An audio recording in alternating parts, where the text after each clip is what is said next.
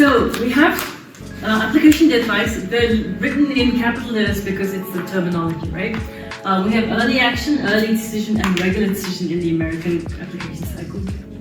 So the early actions happen November 1st. Every year it's the same, November 1st. So November 1st in 12th grade. So for the juniors, they're literally gonna submit their application in 8 months, okay? And then the thing about early action, early decision is early action, you apply November 1st, and then you receive your decision right before Christmas. So the nice thing about it, and which Tuk Soyun did, she's applied and now she's a free woman. She can do whatever she wants and enjoy the rest of her senior year, okay? The nice thing about it is you get a decision. But the difference between them is, with early action, you can apply to as many early actions as possible. So, and which is highly recommended because statistically you get a higher chance of being accepted, and I'll show you the numbers next. But with early decision, you can only apply to one because this is a binding agreement. And when you apply it, your parents and your counselor will sign a form that's saying they agree with this binding agreement. Because once you get it, for example, if your early decision is Harvard and you get accepted, you have to go. The only negotiable is that if they didn't give you enough financial aid, maybe you can reject the offer. Otherwise, you have to go. And then, for example, say you applied to 10 early actions and you got accepted to 5, you would have to drop all the 5 offers and go to the Harvard. So the reason is like this early decision has to be something that you really, really want to go to, your dream school, right? So that's the thing. So once you bind with early decision, then you have no option but to drop all of this, and you cannot apply to regular decision if you get accepted. If you get rejected, okay, say we have, so there's a lot of numbers here, right? So if early action we get accepted to 5, we can wait until May 1st, which is decision day. So in America it's called decision day, when the students choose which school they're going to go to. So we have 5 schools from here, but we want to see what other options there are.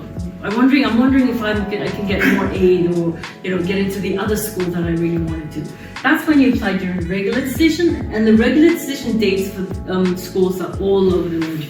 But they usually start January 1st, and then they go on to like February something, March, right? But with these regular decisions, for example, I applied to 10 here and get into another 5. So I have from early action, 5 from early action, I have 5 from regular decision. Then I have 10 schools to choose from. And then usually it's the financials that decide everything at the end of the day. And then you pay your deposit to the schools that you really want to go to, and before decision day. And then you secure your spot, and if you're an international student, you get your visa and then you go abroad. Yeah? So that's what early action, early decision, regular decision is. And so it's a very tricky situation, especially with this one. It has to be a dream school. Otherwise, if you get in and you don't want to go, you're kind of locked in, right? And then these schools report you to the others if you actually dropped out of early decision. So when you look at these numbers, these are the IVs, and then so this is the number of students who apply to early decision, early action, right? So we have like 5,000 for Brown, 6,000 for Columbia, 10,000 for Cornell. The number of students they accepted during early decision, early action is 800, 600, 1,000, 2,000, right? This is literally 15%, 10%, or 21% of the applicants who submitted their application.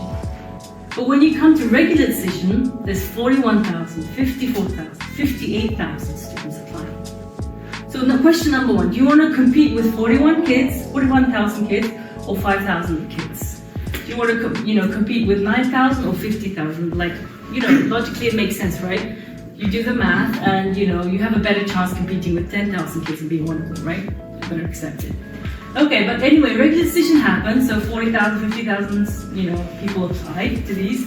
And then the regular decision acceptances are 1,000, 700, 600, 4,000, 1,100, right? But this is like 3.3, 3.2, 6.7, 4.5. So this is what they mean when they say like these schools have like below 5% acceptance rate. And when you like add them up, and then this is the average acceptance rates that they have. But if you look over here, the students filled by, class filled by early applications.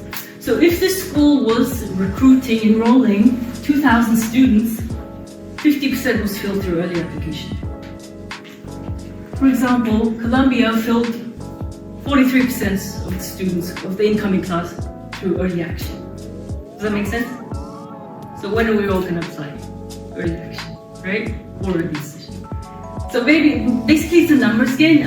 Why do you guys think people don't apply to early action or decision? Because the early action applicants are usually like highly competitive, so if they apply with that group, they might look worse next to them. I don't know. Yeah, that's it's your peers are thinking that way, and that's an assumption. Another reason.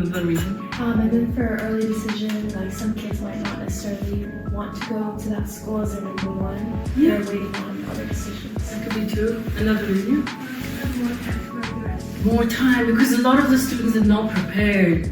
They have all sorts of excuses. Some of them are as busy as me. During high school, I don't know what they do, but they're busy. So they have all sorts of reasons and they say, I don't think I can make it. But some just lack the confidence. So for example, with Juliana, she didn't have the self-confidence to submit her application. But it just took me like one call with her and say, hey, come on. I looked at her whole profile. It was an amazing profile. I just told her to do it. And then she spent 1 week to polish up everything. And then she submitted and she got in. And she's thankful she did that. So basically it takes, the mental preparedness, but also the other assumptions that you guys think is true or not true, right? So that's really important. But honestly, this is a numbers game. Like for example, the real admissions rate for Dartmouth or Cornell is these. So it's not this. So if you want this number, just apply early action, right? Another unique thing is there's something called restrictive early action. So aside from the early action, early decision, and the regular decision, 7 schools have something called restrictive early action. So if you want to have a higher chance of being accepted to the dream school that you want to go to, 7 schools that have restrictive action, if you're applying to them, you can't apply anywhere else. You can only apply to that school. So basically it's a non-binding application. If accepted, you're not obligated to attend, but students can only apply to one school under this. So for example, if it's Harvard, you only apply to Harvard. You cannot apply to early action or early action to other schools, except for public schools. You can apply to public schools. So students can typically apply to public universities under their regular decision or early action, as well as military and universities outside of the United States. So basically they're saying, you either choose us or nobody else, right? So students are applying, REA students restrict students from applying to other private institutions, and then the decision timeline, once you apply REA, you usually receive your response or rejection before Christmas. So these are the 7 schools that have restrictive early action: Harvard, Yale, Georgetown, Princeton, Notre Dame, Caltech, and Stanford. So as you can see, they're the top ranking IB ones. So for example, if you apply to Georgetown, you cannot apply to Harvard at the same time, or through early action or Princeton at the same time. Okay, so the key takeaway, apply to as many early actions as possible, which is highly encouraged. You can apply to one early decision, and you got to choose wisely. You can only apply to one private school with an REA, and if accepted, it's non-binding, so you can continue to apply with RV. ED and EAs have a much higher acceptance rates, and which is why you should start applying earlier. Also, aside from being accepted to the school, the financial aid is bigger. So usually these schools get given a pot of money, for example, like $2 million a year to the financial aid office, and then they're given the role to distribute this money. So it's like a first come, first served service. Whoever comes to request this money through the financial aid system, financial aid application, they get a bigger chunk, right? If you come to apply to financial aid in April next year after being accepted, there's not a lot of money left because it's already been taken. So that's the rule of the game.